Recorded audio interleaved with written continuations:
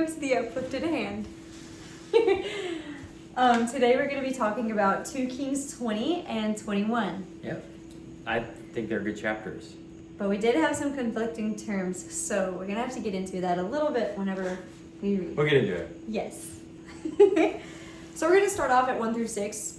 Hezekiah enters and he's become deathly ill.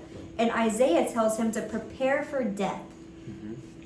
Hezekiah turns towards the wall and pours out his heart to the Lord. Before Isaiah even leaves the palace courtyard, God sent him back with a new message. He has heard Hezekiah's prayer. He has seen his tears and will heal him. God also promises to add 15 years to Hezekiah's life and continue to protect Jerusalem. Jumping into 7 through 11, Isaiah tells the servants to place a poultice of figs on Hezekiah's boil. The healing comes from the Lord, but God also gives Hezekiah a sign. Isaiah tells Hezekiah the Lord will give him a choice. Should the shadow on the stairway move forward 10 steps or backwards 10 steps? Hezekiah is like, the shadow naturally moves forward. That's too easy, and that wouldn't prove much to me. So he asks that the shadow move backwards 10 steps. So Isaiah goes and he prays, and the Lord caused the shadow on the stairway of Ahaz to move back 10 steps, confirming God would keep his promise to heal Hezekiah. Now in here we see that God wasn't just proving he could heal Hezekiah, it was a reminder that the God who controls time itself is more than capable of adding 15 years to one man's life. 12 through 15, we see that Babylon sends messengers with letters and gifts after hearing that Hezekiah recovered.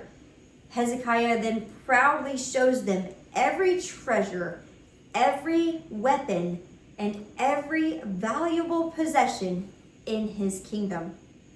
Isaiah later asks Hezekiah who came and what Hezekiah showed them. Hezekiah decides to answer honestly and simply says, everything. We're not turning just yet. So instead of pointing toward what God had done, Hezekiah drew attention to what he possessed. Blessings are wonderful, but they should always point people back to the one who gave those blessings. So then we jump into 16 through 18. Isaiah tells Hezekiah that a day is coming when Babylon will return, not as friendly visitors, but as conquerors. And everything Hezekiah proudly displayed will eventually be carried away, and even some of his descendants will become servants of Babylon. God sees more than we do. Hezekiah saw friendly ambassadors. God saw the future empire that would conquer Judah. And 19 through 21, we see Hezekiah responds by saying the Lord's message is good, because there will still be peace during his lifetime. While this can sound selfish, which is where we conflicted at first, it also shows Hezekiah accepting God's wisdom and justice even when the future is difficult. He eventually dies, and his son Manasseh becomes king. And then I believe that Hezekiah shows us that prayer should be our first response in every season. Whether we're facing sickness or fear or uncertainty, we also see that even faithful people can struggle with pride, which is what I believe that Hezekiah was showing. He struggled with a sense of pride after experiencing God's blessings. Most importantly, I think that this chapter reminds us that while we focus on today's circumstances, God is looking at the future. Did you have input? Yeah, so this is where I took away from it. And I'm not disagreeing. I just look at things differently. Okay, I let you speak. Okay. But essentially, right, Hezekiah was a super righteous king. He was way more righteous than Ahaz, his father, and the kings before him.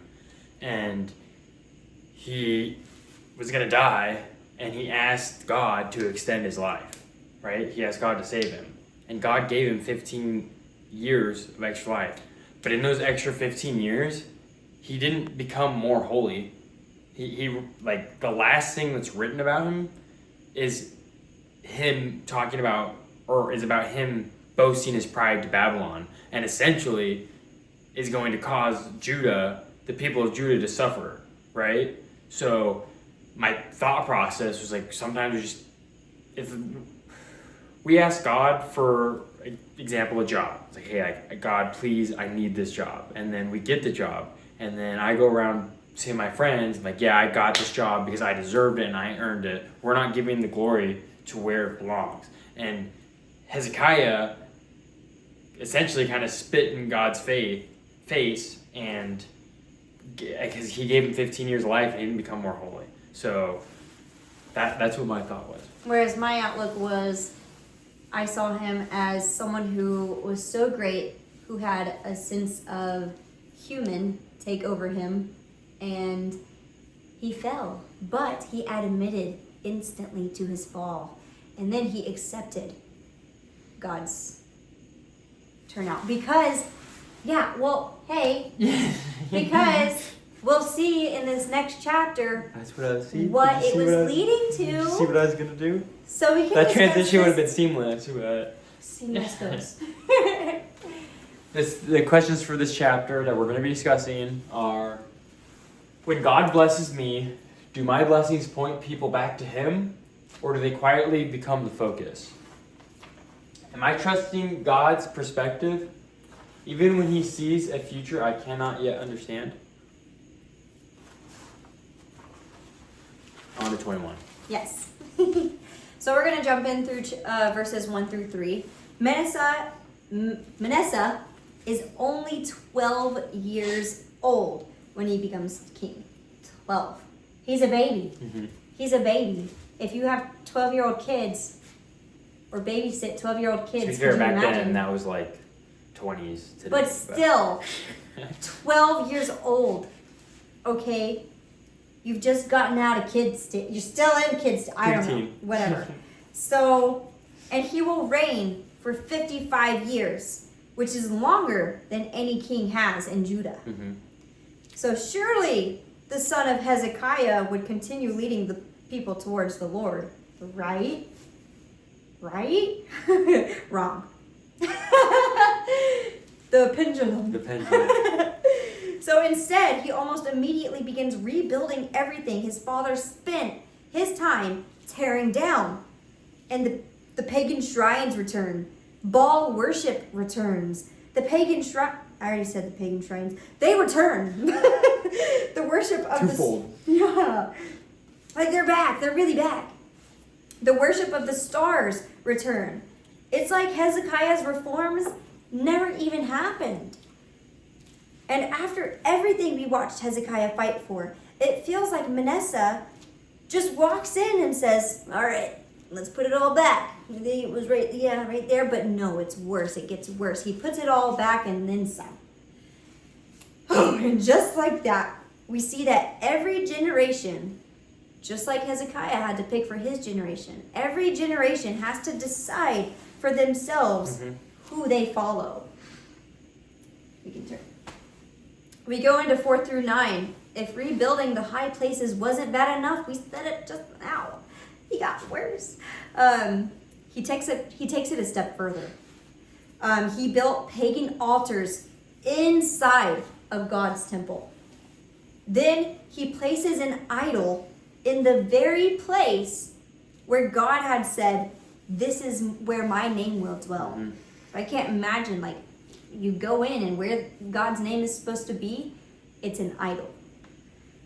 But verse 9 hit me the most because it said, Judah became more evil than the nations God had originally driven out of the land. Israel was supposed to be different, but they became much worse. We usually don't wake up and decide to walk away from God. We slowly make room for other things. One compromise, one excuse, one distraction. What? Nothing. I just came up with a really good point, but What? Say it. oh, well, let's talk about it after. Okay. So 10 through 15, God was so patient. It's feeding on him. He should just say it. All right, I'm just gonna get it out there. Okay. Okay, he was 12 when he took over, Yeah. right? I should have looked at how old he was right there. He was 12. He was 12 when he took over the kingdom, though. Yeah, but what about whenever he was Hezekiah 10? asked for 15 more years of life, so they're doing quick math. His son, who took over the kingdom, what's his name again? Manasseh. Manasseh was born in that last 15 years, so maybe that's why the fall of Judah came. We don't know that though. That's just like that was like a We quick don't connection. know that though. Yeah, you're right. Okay. But if he spent No, because his son, like I'm pretty sure his father was like, I took all these things down. We don't know. We don't know. So we can't base things off right now based on something we don't know. It was a quick connection. Sorry. You're telling the story. Tell the story. No, let's bring it back to things we do know. Okay. 10 through 15. God was so patient. He sent prophets. He warned the people. He gave them chances to turn around. But Judah kept choosing the same road. God said judgment is coming. God says he will wipe. Oh yeah, this one's pretty. This one made me chuckle whenever I read it. God says he will wipe Jerusalem like someone wipes a dish clean and turns it upside down. Not because he's cruel, because the people completely filled what was meant to be holy with things that never belonged there. And every warning God gave Judah was actually another opportunity to come home. 16 through 18, Manasseh filled Jerusalem with innocent blood. Horrible. Real people suffered because of his choices. It wasn't about false worship anymore. Families lost people. Lives were destroyed. Fear spread through the city. And sin became normal. And then we see that our choices matter more than we think we realize. One person's choices can be another's burden, while one person's faithfulness can be one's blessing. And then that's another thing is like choices. Our choices matter more, so maybe he wasn't making the right choices. Maybe he wasn't. Maybe he was. We don't know because it doesn't tell that part of the story. We can go to the next one. 19 through 26, the pattern continues. But one small sentence, this is the most exciting part, changes everything. Amon, Manasseh's son, becomes king, and he copies his father.